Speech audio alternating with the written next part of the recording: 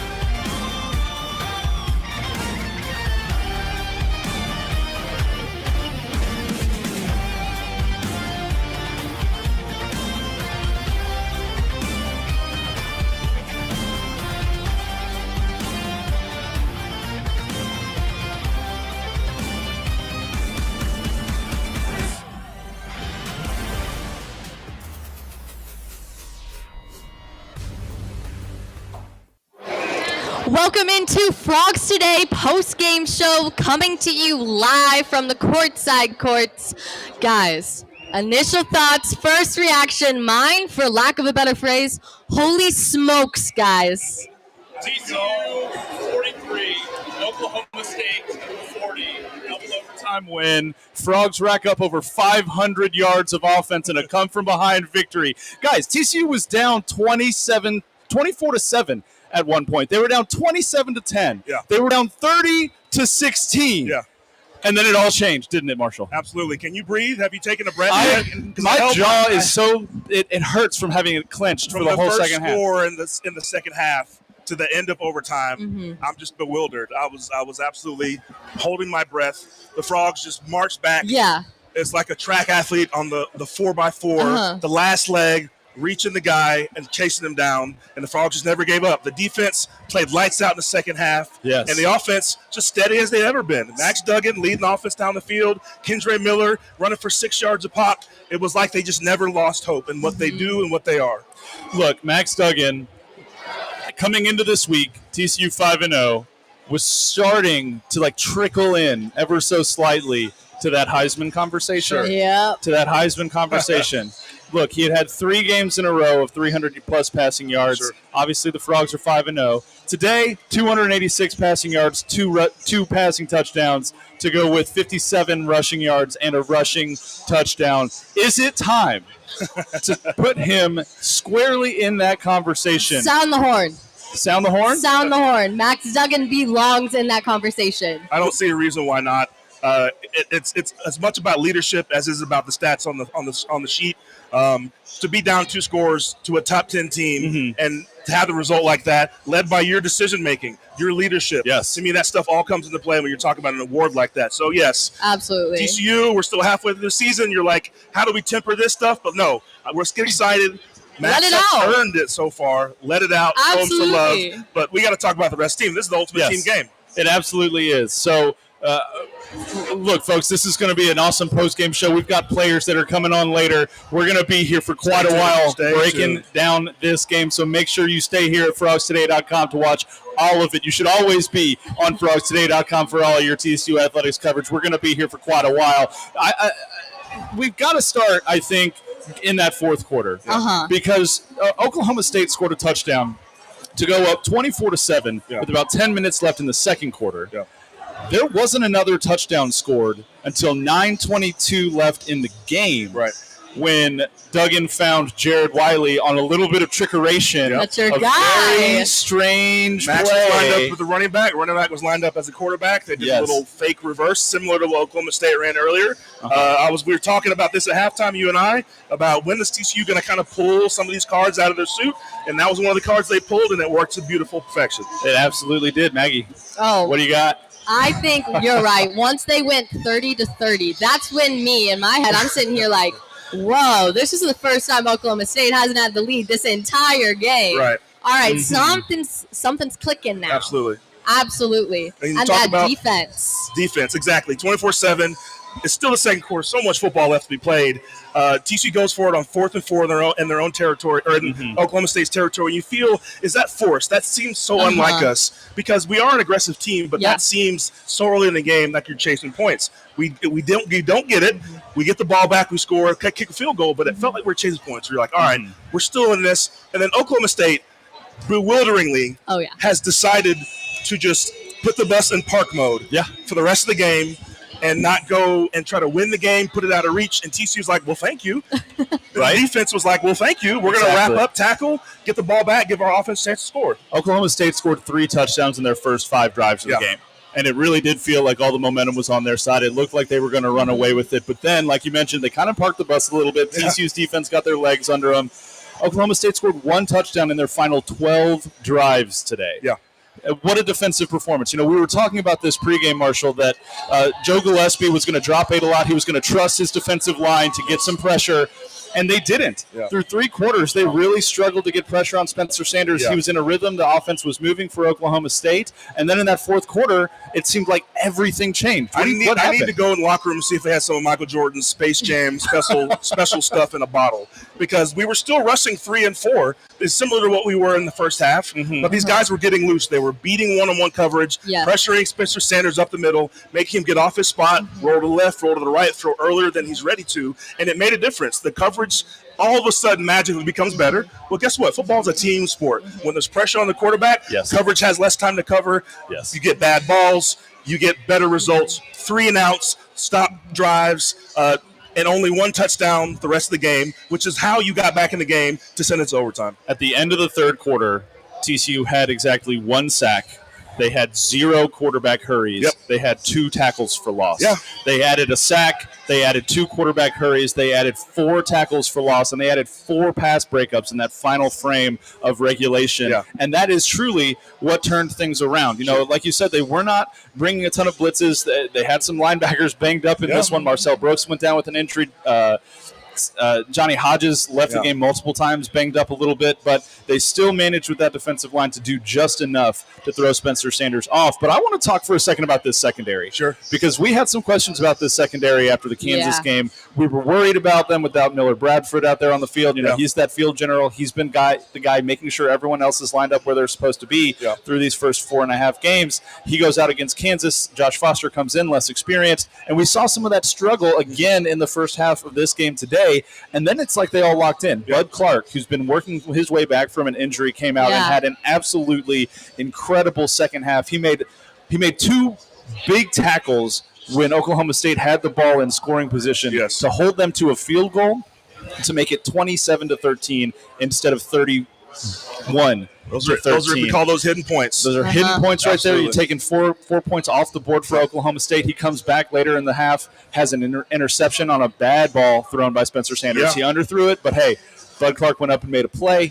He makes another play to force a punt for Oklahoma State later in the half that results in a touchdown for TCU on that ensuing drive. Bud Clark is my defensive player of the game because of the way he played in the second half today. Hard to argue. And in the first half, it did feel like, guys were feeling the way on defense through this game, and you're wondering, they're a step slow, they're a little timid. Oklahoma State, I wrote it down earlier, ran 4 trick plays in the first 3 drives of their on offense. You talk about a reverse flea flicker down the sideline, and then you talk about a fake reverse that Spencer Sanders keeps and then throws down the sideline. These guys were adamant that they were going to make us be honest on the back end. And we struggled a little bit. But to their credit, we kept things in front of us. There were not a whole lot of balls over our head like we saw versus Kansas. Kansas was running deep crossers, throwing the guys in the end zone, and the guys kept everything in front of them. And then we just played and gang tackled. You saw over and over and over again the second half. A guy would catch a ball underneath or run underneath, and you saw 1, 2, 3, 4, 5 frogs on him immediately. No extra yards, no sustained drives because guys didn't give up on the play. And that's a testament to the defensive backfield that has made up their mind they're going to tackle, because that's not the given. Sometimes you're like, hey, when you're in a run game, you want to get to the second level. Those guys aren't the best tacklers. These guys said, nope, not us, not today, not the second half. And that's all the difference in the world. It's how you keep this game within closing distance to then send it to overtime. All that stuff matters. It adds up. Absolutely. No, TCU had 9 missed tackles against Kansas last week. I think they had 3 today. Reducing that by 66% is absolutely huge. And like you said, it keeps those hidden points off the board. It gives you an opportunity to come back when you have that 30 minutes of game time where nobody's scoring touchdowns and everybody's kicking field goals. But you just felt like at some point with TCU down 11-14, 11-14, that at some point someone was going to break through, and tonight it was the Frogs. Absolutely.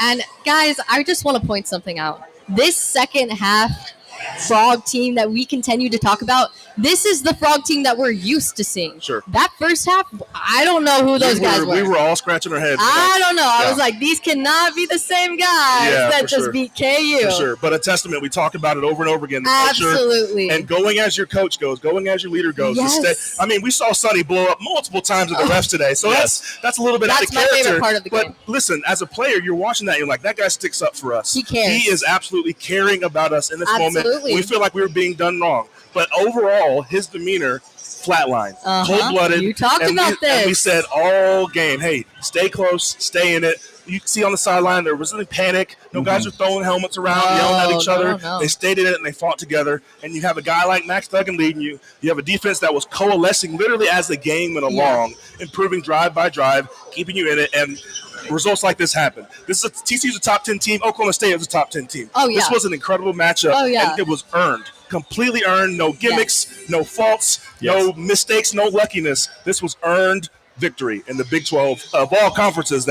We're looking at it. We're like, hey, we've been talking about it. It cannot be said enough how competitive this place is and how top to bottom there are no weeks off. Look, we said it before the game that there could very well be a 2 or a 3 loss team in the Big 12 championship at the end of the season, but we're going to have to wait at least one more week for TCU to put a loss on their ledger because they're sitting 6-0 after a 43-40 win over number 8 Oklahoma State. Let's run some stats really quick and just kind of see who really showed out in this game. I think we're going to learn pretty quickly who the playmakers were. First of all, TCU quarterback Max Duggan, 23 completions on 40 pass attempts for 286 yards and 2 touchdowns. That's a pretty low completion percentage for a guy who's been completing 73% of his passes so far this year. Top 4 guy as far as completion percentage goes. But, hey, he really stepped it up, like we said, in the second half. I think he was 14 for 24 going into halftime. So his numbers really, really bumped up after halftime. Rushing, you talked about Kendra Miller before the game. You've said all year, let your dogs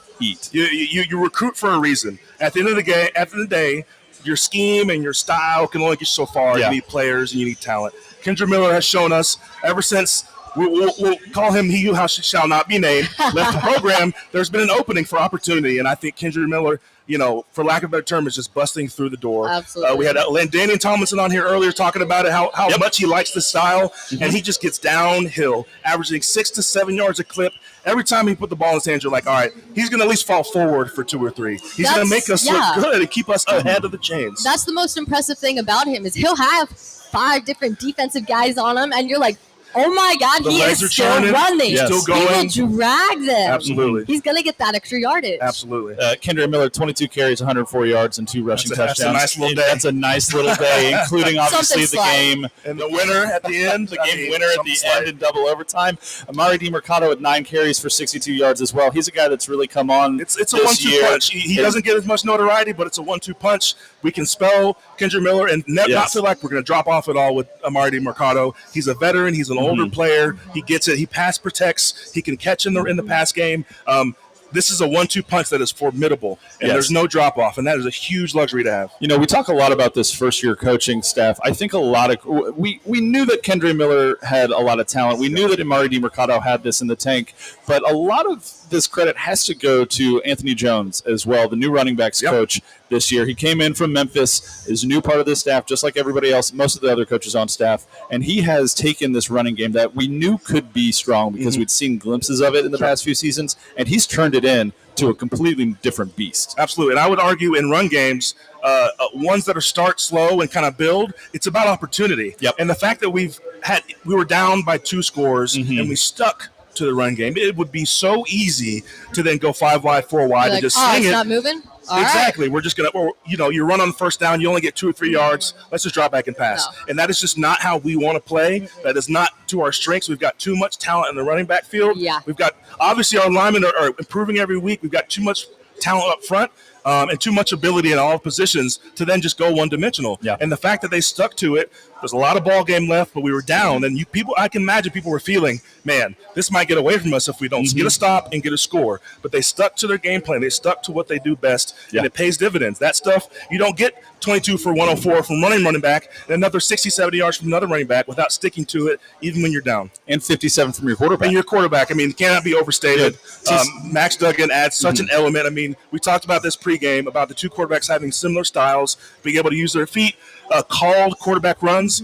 I think today we had a few called draws with Max, but he wasn't scrambling as much. We talked about that earlier a little bit. I'm like trying to figure out what was he seeing where he was not scrambling. Maybe they were spying him. Maybe it didn't feel right. But at the end of the day, he's a guy who's big and strong and can fall forward. He's another back in the field, and it's just another guy you have to tackle and bring down.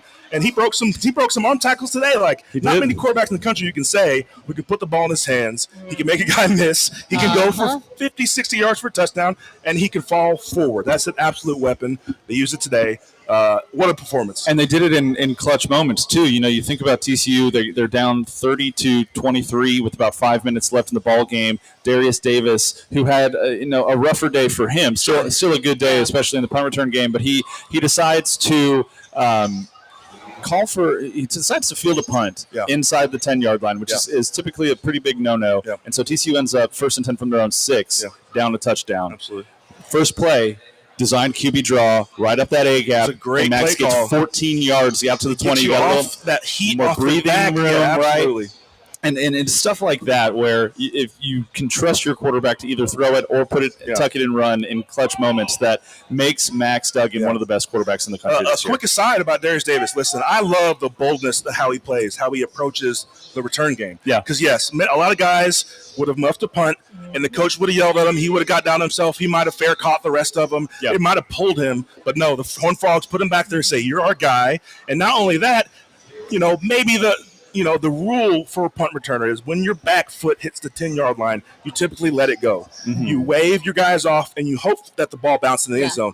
He didn't do that. But he didn't do that one time, and it was maybe a little ill-advised, but on another return, he takes it for 30 yards. That is who he is, and I love that he stayed true to that. That's going to continue to pay dividends, and that confidence from your coaching staff. I can imagine the special teams coach being like, we got you. You're good. Exactly. Come back out there, do it again. And that is the stuff that we're seeing emanating from this locker room. Just incredible culture. Look, there's a reason he's the leading punt return. He has the most punt return touchdowns in TCU history. It's because they let him work. They let him work. So before the game and pregame, I said that TCU had not had a back-to-back no receiver had back-to-back games where they led the Frogs in receiving. That changed today, guys. Quentin Johnson. Let's talk about him. I'm ready. 8 catches, 180 yards, and a touchdown. Tell me the average. Quick math. Okay, so average 22.5 yards per reception. That's not too shabby, including a 25-yard touchdown catch in overtime. That's 22 catches, 386 yards, and 3 touchdowns in the last 2 games. For wide receiver 1. He's just a dog. And, listen, that's why you go and get a guy like that on the recruiting trail. Absolutely. That's why even when, the first few games, teams are targeting him, he's not in a rhythm with Max yet. You're like, don't worry, we're going to throw you the ball. Last game, 14 catches. This game, 180 yards, but not just 180 yards, big third down conversion Purposeful yards. explosive yards, Yes. short passes that turn into long gains. I mean, this guy can do everything. The talk was about him as a fringe first, second round pick. Every week, as he's becoming a leader and staying true to himself, he's turning himself into a late first round pick, middle first round pick, and he's helping this team win. And we talked about when he wasn't getting those targets, the exceptional way that he was being a teammate. He's like, listen, my targets will come, the balls will come. I'm going to help my guys out. I'm going to block and defer to them, and that takes a special person. So shout out to Q Johnson. We're hoping we're going to get him out here a little later, a little teaser. But we got to talk to some of these guys. We're talking about them. We need you guys to hear from them personally because they're the ones doing all the work. We could say enough about those guys. So when we come back, we've got a lot more where this came from. Stay with us.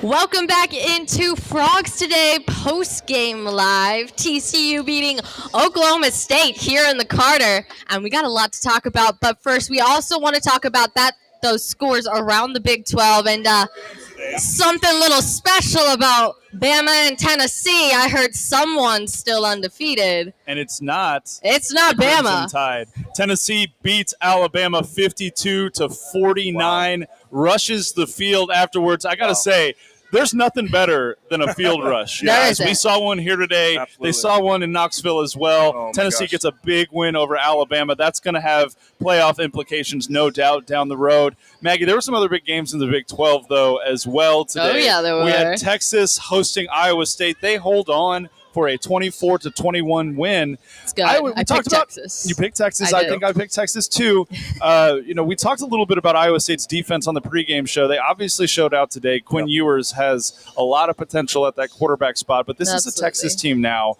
that, even though they've got 2 losses, is starting to position themselves. Are you saying Texas is bad? They're lurking. I am not saying that. You will never hear me say that, Maggie Hale. But what I will say is that Texas, clean your mouth out with some soap there. But Texas does look a little bit better in year 2 under Sark. It's a long season. They're lurking. They had preseason, a lot of All-Americans. They were primed for this year to be a big year. With Quinn Ewers, he gets hurt. Listen, the narrative of their entire season is markedly different if he doesn't get hurt. That's just the truth. They're a really talented football team. He was the #1 recruit in the country for a reason. And listen, they're right there. I mean, they've now removed their margin for error, but they're right there in the Big 12 and then potentially the college playoff scenario. But listen, they got to go through the rest of this conference. There's no gimmies anymore. No layups, no room for error. Got to get through TCU. Let's just say that. Those Horned Frogs. Absolutely. TCU is the only remaining undefeated team in the Big 12, undefeated in conference as well. Guys, TCU standing at the top of the Feels good to leaderboard. say. Yes, it does. But another score update, too, down in up in Norman today. The Kansas Jayhawks and the Oklahoma Sooners battled it out. That was a high-scoring game, too. I hope folks took the over. But Oklahoma, with the return of Dylan Gabriel, ends up knocking off the Kansas Jayhawks 52-42. You know, Kansas was another one of those teams that everybody said, oh, maybe these guys are going to rise up. And now the Sooners seem to have gotten back on track. Yeah, you know, unfortunate about the injury to Jalen Daniels and the status of that injury. Being as a competent quarterback, he gave TCU fits, but they're still the guy won the job for a reason. Yeah, he was making plays for them as a reason. So that's unfortunate. But listen, they got 2 losses in conference, but they're still right there with everyone else. And what a win for Oklahoma. Listen, Oklahoma got off the mat. The entire conference is ready to just stomp a mud hole in Oklahoma, throw them in a ditch and say goodbye. I'm still ready. On your way to the I'm SEC. ready. But listen, they're still here.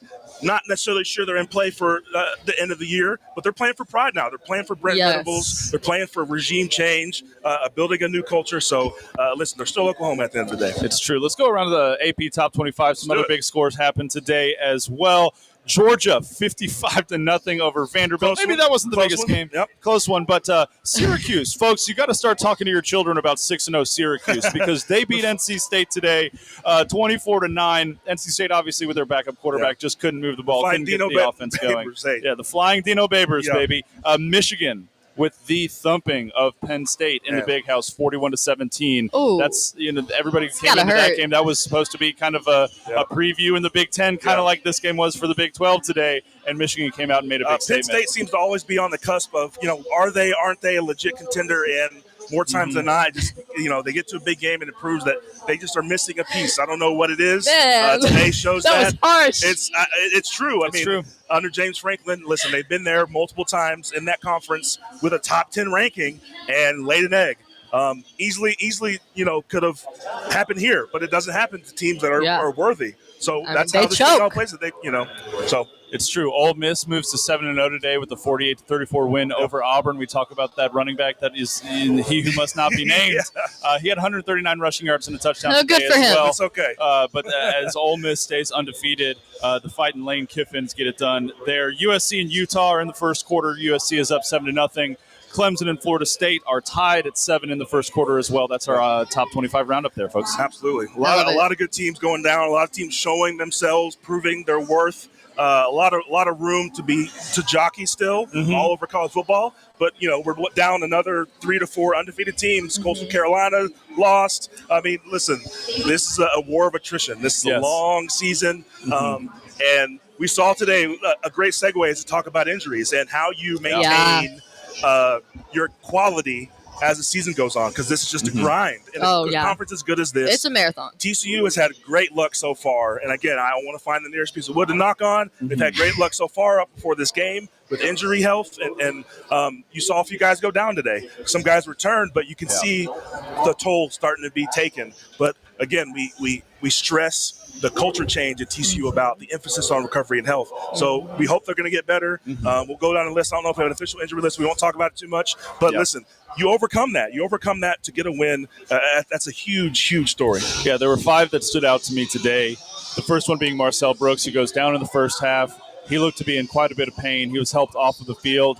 We saw him on the sidelines with no pads on in the second half of that game. Another injury for a guy who didn't return to the game either is defensive end Caleb Fox, number 90. He's a backup defensive end, but as we've talked about so many times on this show, guys, you got to have that foundation of rotation on the defensive line to keep guys fresh and healthy. That depth is really important, so we'll get an update on him hopefully here soon. Other guys that got banged up, Johnny Hodges came out of the game multiple times, looked like he was laboring with that right shoulder arm area, but still managed to finish the game. Josh Newton came out temporarily, but he finished the game. Josh Newton's another guy we've got to talk about tonight because they seemed really intent on targeting him. I'm getting ahead of myself, though. And another guy who never really came out of the game but was laboring there, especially in the second half, was TCU Center Alana Lee. We saw him get banged up against SMU. He had 2 seemingly clean games against Oklahoma and Kansas, was laboring there a little bit, was slow to get up a couple of times. I don't know, Marshall, you've got more experience in this area. Is that just the repetition of getting hit over and over again? You get a dinger here or there. Guys are falling on each other, and you just shake it off. That stuff, as long as it's not a major injury, you kind of go to the next play, and you'll work it out. But on a brighter note, we've got an incredible guest for you coming up next. Oh, absolutely. the leader of your Fighting Horned Frogs, your 6-0 Horned Frogs, Coach Sonny Dykes. Yeah, we're going to go ahead and take a break. And when we come back, Sonny Dykes is right here.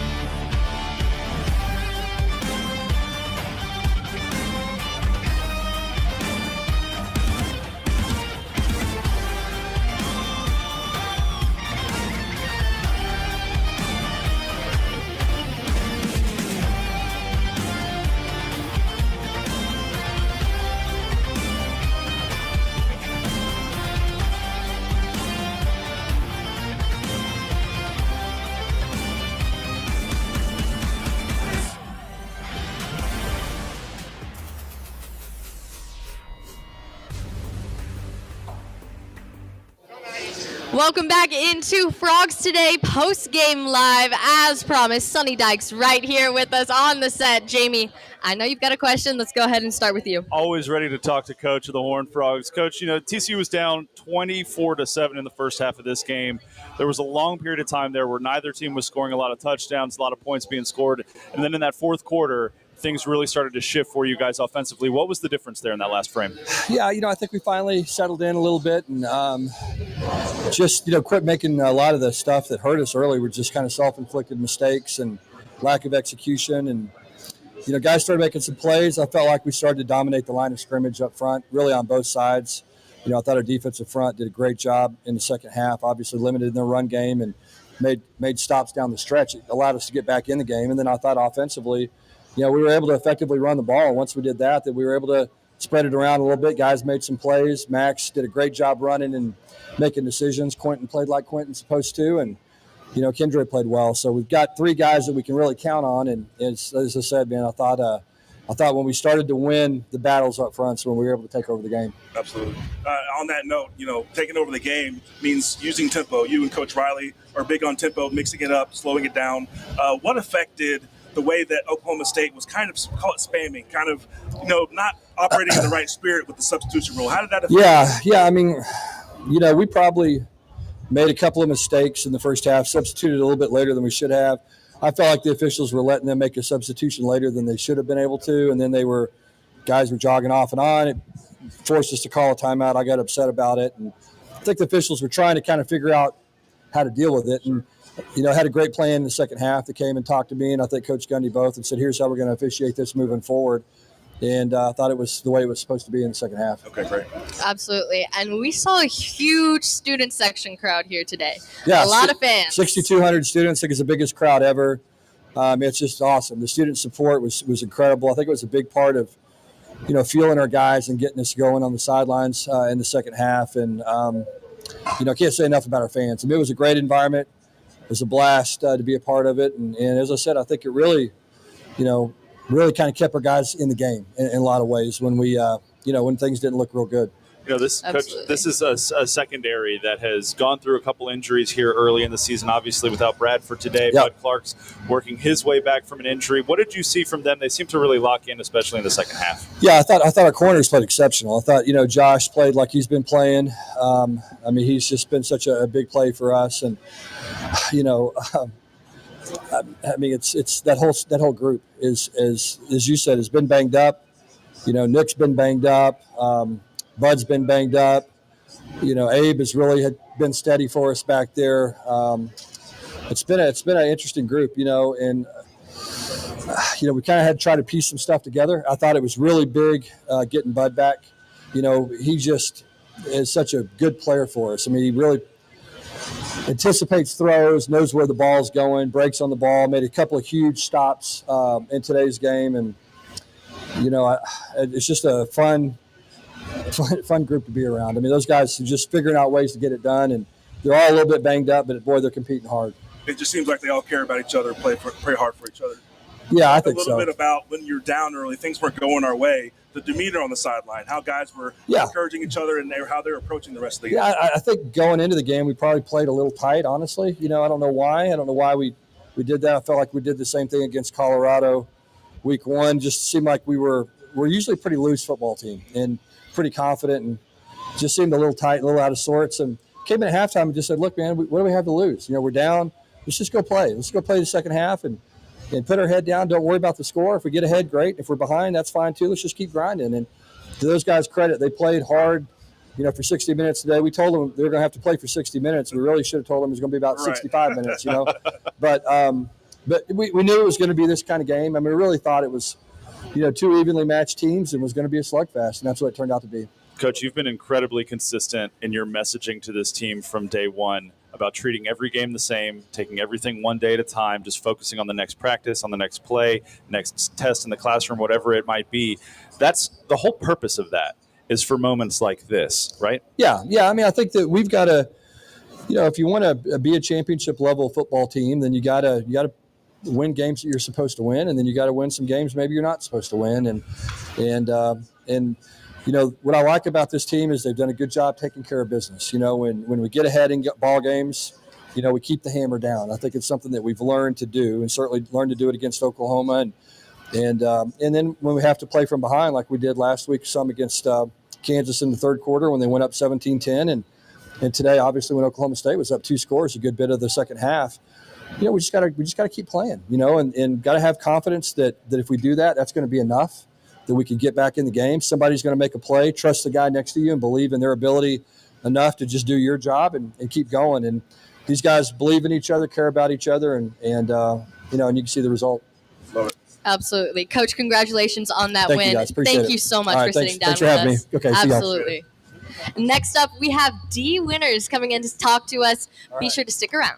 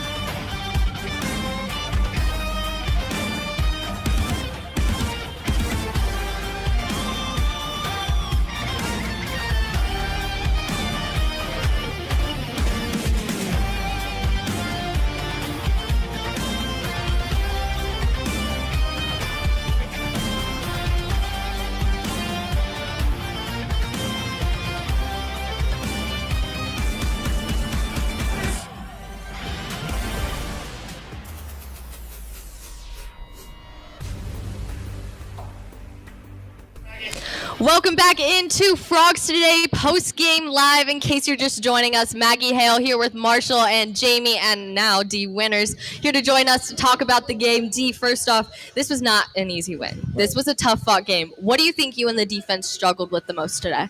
I think we struggled with, starting fast. Coach Gillespie, at the beginning, after the first quarter, after they were up 2 touchdowns, he kind of told us, just calm down and play our defense and what we've been doing the past 5 games. So, the defense kind of relaxed and, kind of started executing the defense, and we started to gain momentum once we started getting 3 and outs and stuff like that. So, absolutely. Talk to me about 2 guys that have meant a lot to this team this year, Trey Hodges-Tomlinson and Josh Newton.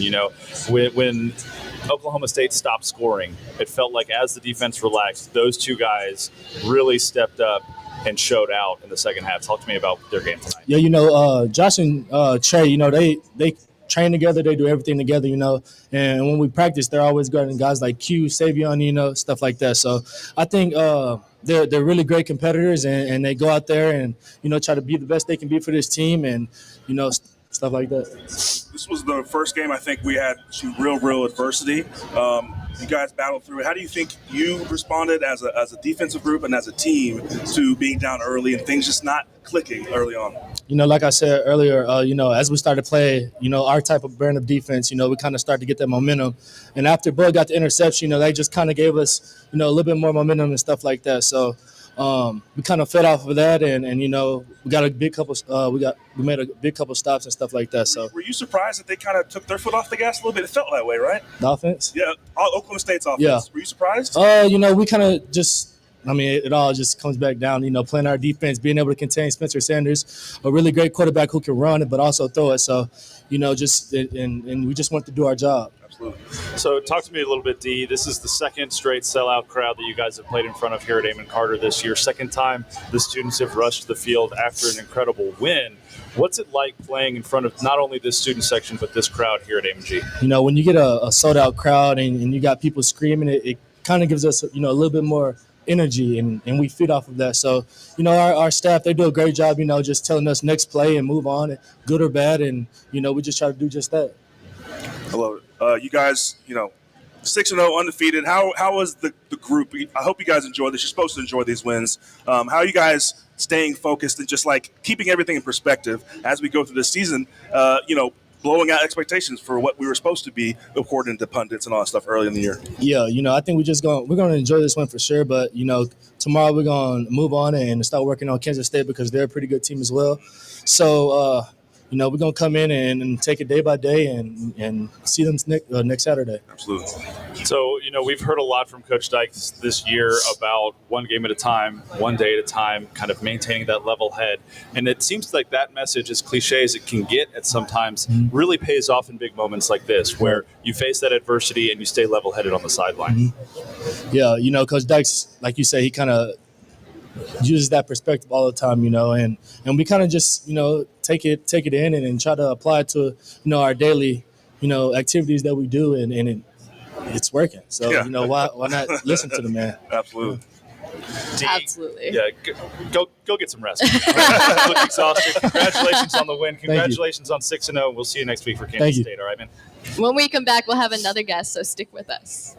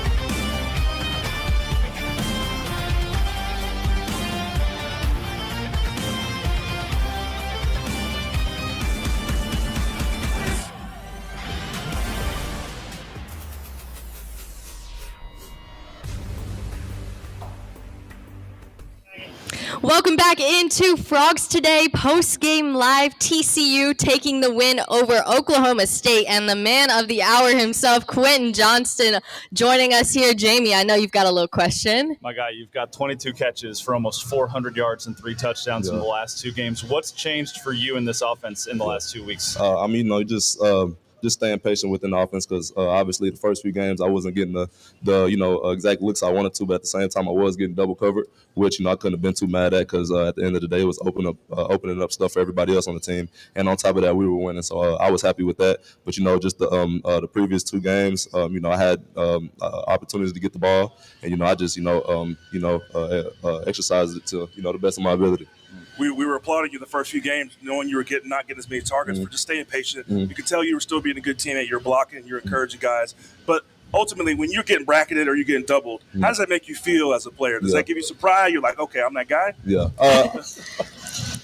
After I think about it for a minute, obviously not at the time because still throw the ball up. I don't care if I'm double covered, triple covered.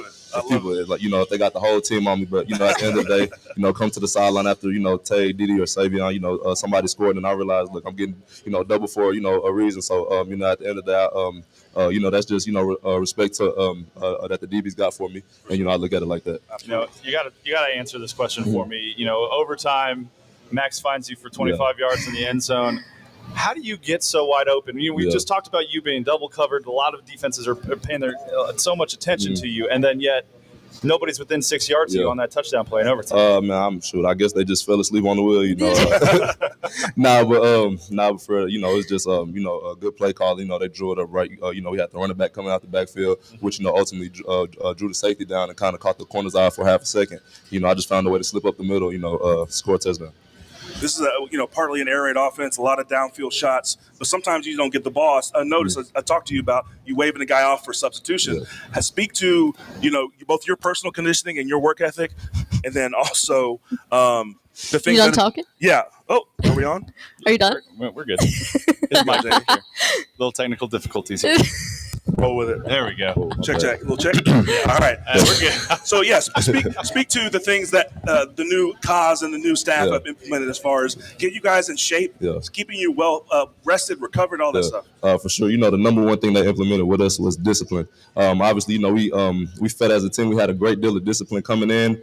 But at the same time, we didn't know how much discipline we actually needed, from the previous season. So, first day they came in, they hit the ground running. We was all stunned for a little minute. Like, man, who this guy coming in with? But at the end of the day, it was best for us. And then, aside from just actually playing football, the physical part of stuff, they force nutrition a lot, which you don't think about it like, all right, I'm gonna work out and eat something, but it's about what you eat, how many times a day you eat it, and the amount you eat it in. So they kind of just force that on us a lot, which develop us more. I love it, man. And Quentin, I don't know if you saw it, but last week RG3 tweeted out your stats and said this guy belongs on Sunday nights. How do you compartmentalize that kind of attention and still show up and focus on the game in front of you? I mean, it's crazy, almost overwhelming feeling because I did grow up watching him. I wasn't really a Baylor fan, but I was an RG3 fan for sure. Coming up, I was a quarterback in Little League. I wore the sleeves like I'm trying to have my hair on my helmet. And, when I seen that, I actually didn't see it on Twitter at first. Somebody sent it to me. And, I was half asleep. I just woke up like, what? And then I jumped out of bed. I called my mom like, man, what's going on? But, it's just an exciting feeling. But, coming into this game, I kind of just had to brush that off because, for somebody to say that, you got to be consistent. It can't just be a one-time thing. So, I had to, kind of shake that game off and get ready for the next game. Absolutely. Look, you can do all of this. You can get as open as you want. Someone's still got to get you the football. Talk to me about Max Duggan and the impact he's had on this thing.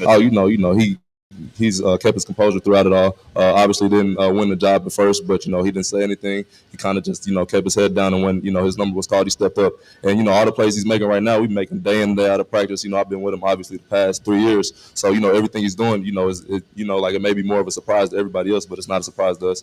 It's something we talk about every day at practice. Kind of our motto going in that not only the game, but practice is wide on us. So, we try to empty the tank as much as we can and, showing up on the field. The best teams I was ever on, there's a lot of care between players in the position group, offense, defense. Talk about the locker room you guys have, because it's obvious that when things are going right, this is the most adversity we've had this season. It's a good team, a top 10 team, and you guys didn't get down. Talk about how you guys lift each other up, play off each other, and use the team camaraderie to kind of will ourselves to these wins? Yeah, I mean, obviously we had to start from somewhere with the new coaching staff.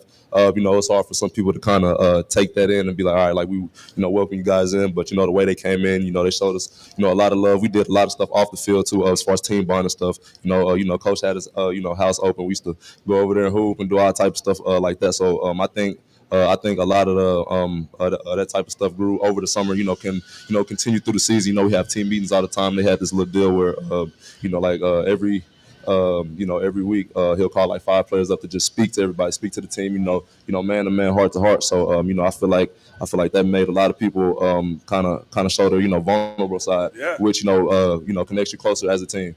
He trusts y'all. Yeah, for sure. It's obvious that he wants a player-led team, and you're the prime guy. So it shows on the field. So congratulations. Yeah, I appreciate you guys. Yep. Absolutely, and congrats on that incredible performance today. And when we come back, Kendra Miller joining us, and still to come, Max Duggan himself.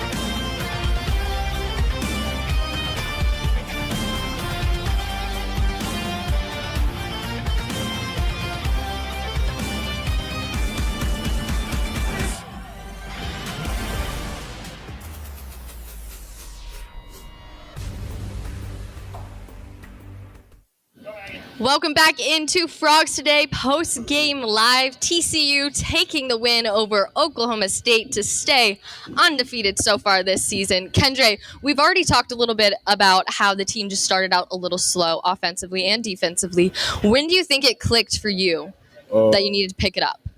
I feel like, the second half when we went into the locker room and just Coach Dice getting everybody going, and I could feel the energy right before we was going to go out, that we was going to have a good second half. Talk to me a little bit more about that energy because, Marshall was talking to Quentin about this. It seems like you guys really feed off of each other on the sidelines and in the locker room. What was that mentality like for you guys and that attitude like for you guys on the sideline when you got down a little bit early? I feel like it was really just about, the leaders, everybody, stepping up, keeping everybody up. Because, I don't think we've trailed like that this year. And, it was a different feeling. But when you got, great leaders on the team that, can keep everybody up, it's a great feeling just to get everybody's spirit back up and just going into halftime talking about it and everything. I feel like that was the big difference in the game. Speaking of trailing, just being behind, having some adversity, a lot of teams being down 2 scores, especially to a number 8 team in the country, would start throwing the ball all over the place. Talk about the mentality that you had, also your coaching staff, allowing you to continue to run. You're averaging 6 yards a clip, but the fact that we kept going is a big thing, a big sign of trust they have in you. Talk about that a little bit. Oh, yeah. Coming into the second half, my coach, he told me, he was like, we finna put the ball in your hands, you and Amari, and carry us, to victory. And that's exactly, I feel like that's what we did, you know. Getting the run game started, you know, helped Q out and Max make, you know, clear reads because, you know, the game Quentin had last week, you know, it was a impact game. So, you know, they were kind of keying him. So when we get the run game started, you know, it opened everything back up. So, you know, great feeling. Love it. Absolutely. Kendra, thank you so much for joining us today. And when we come back, Max Duggan.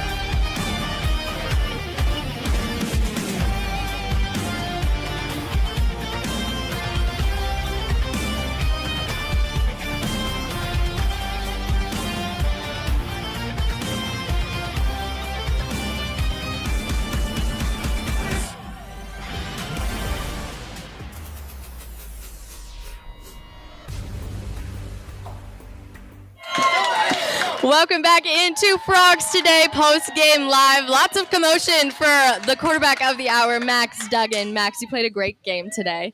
Go ahead, Jamie. Let's go ahead and ask a question. All right, Max, you know, 6-0 on the season now. It seems like everything that's been thrown your guys' way, you respond, whether you get down, whether you're up big.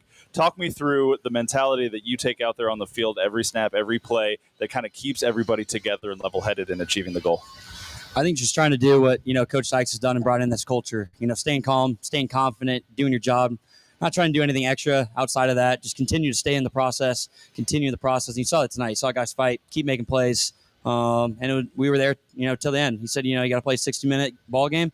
Played a little bit longer than that tonight, but no, it was fun to watch.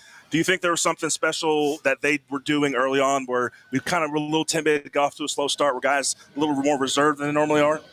We knew what they were going to do, you know, playing man most of the game. Yeah, I think it was just us not executing to the level that we need to, nothing on really their end. We were just kind of shooting ourselves in the foot, kind of doing things that weren't kind of normal for us, but defense making a lot of plays, kind of keeping us in the game, and then second half kind of getting things going. Running game got going, you know, Q doing a lot, so it was good. A lot was made heading into this matchup about Oklahoma State's front and their ability to get to the quarterback, their ability to kind of blow up offensive lines and blocking schemes. Talk about your offensive line tonight and the work they did in front of you.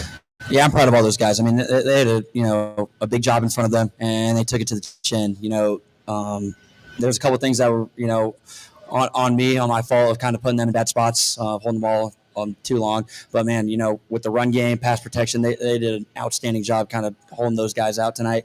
I'm really proud of them. It's got to help, too, when you've got a guy like Quentin Johnston who almost 400 receiving yards in the last two games that you've got out there to just air it out to.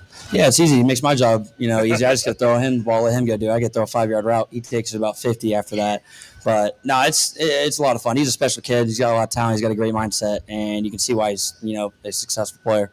Got Frogs faced some adversity early on in the game, and talk a little bit about the mindset of the offense as a whole, being down 2 scores, and it felt like at times we were just like keeping momentum, keeping our tempo the same. And, you know, from my perspective, I thought there could have been more urgency, but it sounds like you guys were intentionally just like, hey, we're going to put one foot in front of the other. Talk about the mentality that you guys brought into that moment. Yeah, Coach Riley did a good job. Just stay in the process, being confident, staying calm, continuing to do what we wanted to do, what our plan was, keep attacking them. And, there's no panic. There's nothing, time's going out, they're starting to pull away. No one panicked. And I think that was good. It shows the culture of this team and this coaching staff.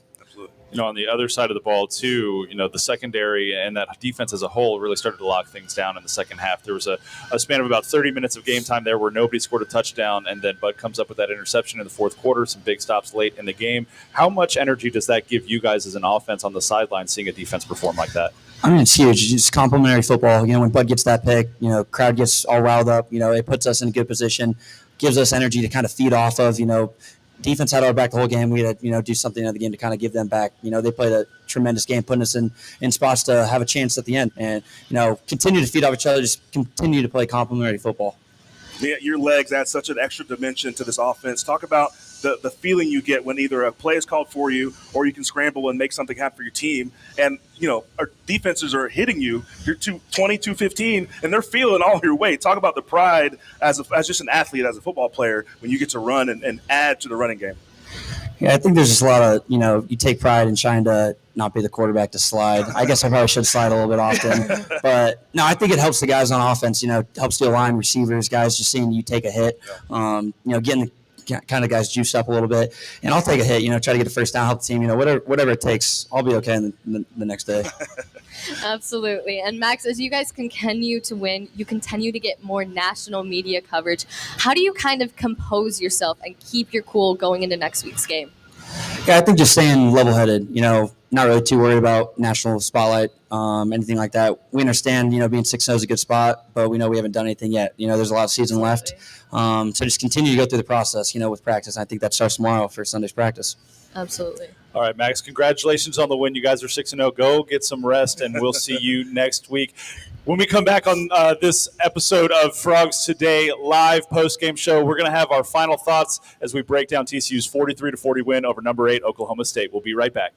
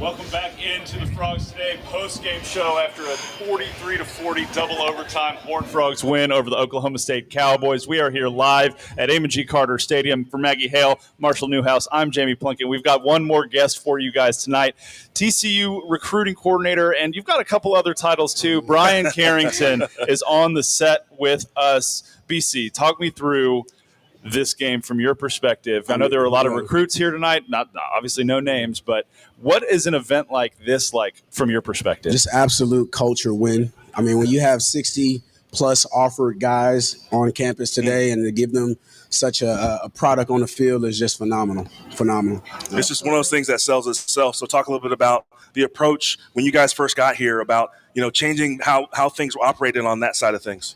Yeah, so it really starts with the head man. When you have somebody that's genuine, somebody that cares about our players, this is just a testament of what we preach. I mean, a lot of times when it comes to recruiting, you have a long span of time where you're preaching, but when the season starts, you get to see who practiced what they preach. And I feel like we've done that today. So you talk a lot, BC, about player-first programs and making sure that the players are front and center, that the players are the focus, and that they're cared for appropriately by the support staff. This is the result of that, isn't it? Yes, sir. I mean, if you build it, they will come. So hopefully a lot of recruits that were here today, they see the vision and they want to buy in because we're ready for them. Absolutely. I mean, I was here on the old regime, but a lot of success was built. A lot of this foundation was built. Talk about the future you see for the TCU program, and what are the real things that really got you here and wanting to turn things around? Yeah, you talk about having the total package. College football is evolving, and, with the NIL era and with the Big 12, and you got people leaving out the Big 12. So I feel like TCU is positioned to be a Tier 1 program in the Big 12 moving forward. We feel like this is the path of least resistance to that CFP.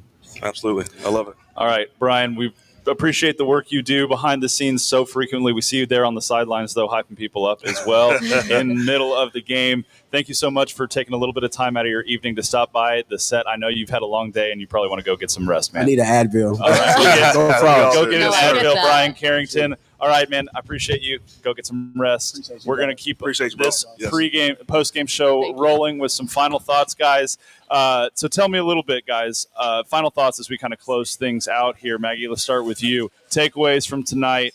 What's the ultimate kind of big takeaway from tonight for you? I think the ultimate takeaway that I have is to seriously look at how TCU was able to never give up. We've talked a lot about stability and staying just cool, calm, and collected. And I think we absolutely saw that with that team today. I mean, they get down and everyone's sitting there like, oh, geez, what's going on? But not the team. Yeah. And they come back and they actually end up winning. It was incredible to watch, not just because it was a win, but because of the way they won. Yeah. I want to talk about perceptions, both inside and outside. Obviously, all the guys we talked to, the perceptions inside this program are a team of confidence, of culture, of care, hard work, all these things. But a big part of the ranking system and how college football is, especially approaching, conference standings and the playoff at the end of the day, is about outside perception. I think before today, there was a trepidation among people about TCU and our schedule, our reputation, all those things with a new regime in town. This was a litmus test. There is no denying what you saw here today. It was a team that got down, that fought back, has talent at every position, has a defense that could keep games close, and has a coaching staff that trusts their players. And to me, that is an ultimate factor in TCU being legit. We knew they were legit. I think the players believe they're legit, but the outside world cannot ignore the Horned Frogs anymore. Look, I think my biggest takeaway is that TCU is 6-0. Yeah. And at the end of the day, regardless of what happens in game, regardless of what happens in the middle of the week, regardless of who gets banged up, who's playing, who's not, the goal is to win. Yep. And Sonny Dykes has said all year long that it is hard to win college football games. And here he is, year one of a new regime, and he hasn't lost a football game yet. He's sitting there at 6-0. TCU's probably going to be ranked in the top 10 after this weekend based on the results of some other games that we've still got going on right now. But, guys, my biggest takeaway is that the undefeated Horned Frogs are here, and we should enjoy it while we've got it. 100%. Absolutely. We cannot get lost in the shuffle.